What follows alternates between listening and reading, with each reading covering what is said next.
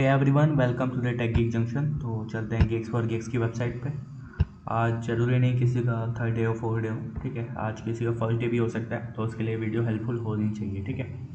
तो problem of the day section पर कैसे जाएंगे हम लोग, पहले ये देखते हैं। तो वैसे वेबसाइट क्लिक किए और प्रैक्टिस का सेक्शन क्लिक करते हैं, उसमें प्रॉब्लम ऑफ द डे पर एक सेक्शन आएगा, उसको क्लिक कर देंगे, ठीक है।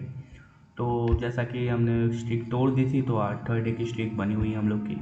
हम लोग बस 69 गीगाबिट्स है, चाहे तो एक बार टाइम ट्रेवल कर सकते हैं, उसकी वीडियो हम अलग से बनाएंगे। और आज है 12 मार्च और आज के क्वेश्चन का नाम है मिनिमम कॉस्ट क्लाइंबिंग स्टेयर्स, ठीक है। सॉल्व प्रॉब्लम क्लिक करते ही पहुंच जाएंगे सॉल्व प्रॉब्लम सेक्शन में, ठीक है। तो मिनिमम कॉस्ट क्लाइंबिंग स्टेयर्स देखें तो आज हमारे पास एक कॉस्ट ऑफ एरे दिया गया है, ठीक है। कॉस्ट ऑफ एरे दिया गया है जो स्टेयर केस के हर स्टेप की कॉस्ट बताता है, ठीक है। तुम किसी भी जीरो या फर्स्ट स्टेप पे स्टार्ट कर सकते हो, ठीक है। कोई ऐसा इसमें बाउंडेशन नहीं है, जीरो से स्टार्ट करो या फर्स्ट स्टेप से स्टार्ट करो, तो हर बार तुम फर्स्ट या सेकंड स्टेप चढ़ सकते हो। हमें क्या है कि सबसे कम कॉस्ट में लास्ट स्टेप यानी टॉप तक पहुंचना है। जैसे एग्जांपल में यहाँ 10 15 20 दिया गया है, ठीक है।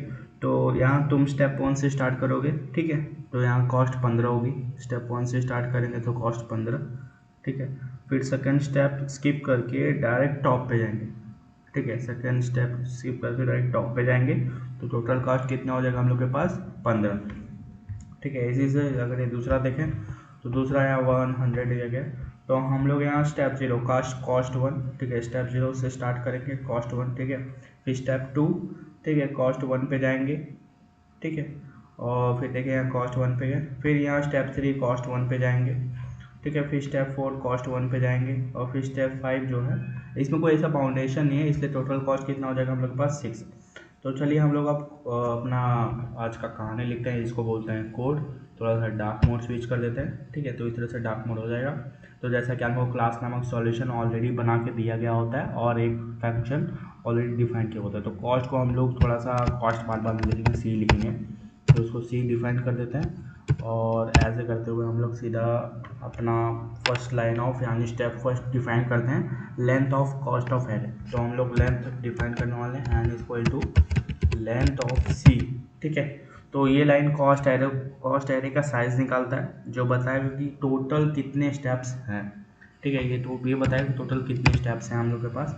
और फिर क्या, फिर दो स्टेप्स की कॉस्ट स्टोर करेंगे। कैसे स्टोर करेंगे, ए और बी में स्टोर करेंगे, जिसमें हम लोग ए को जो है वो पहले स्टेप की कॉस्ट यानी सी ऑफ 0 से इनिशियलाइज कर लेंगे और बी जो है वो दूसरे स्टेप की कॉस्ट सी ऑफ 1 से, ठीक है। तो इस तरह से इनिशियलाइज कर लिए। अब हम लोग क्या है कि एक लूप चलाएंगे, क्या चलाएंगे, लूप चलाएंगे सेकंड इंडेक्स से टॉप तक, ठीक है। तो ये लूप सेकंड इंडेक्स से स्टार्ट करेंगे फॉर आई इन रेंज, ठीक है, फॉर आई इन रेंज, और ये सेकंड इंडेक्स से स्टार्ट करेंगे। और क्योंकि पहले दो स्टेप का कॉस्ट हमने ऑलरेडी ले लिया है, ठीक है, तो लूप चलेगा लास्ट स्टेप तक यानी n-1 इंडेक्स तक, ठीक है, n-1 इंडेक्स तक। और फिर इसके अंदर हम लोग कुछ बातें लिखेंगे, क्या कि मिनिमम कॉस्ट कैलकुलेट करेंगे, ठीक है।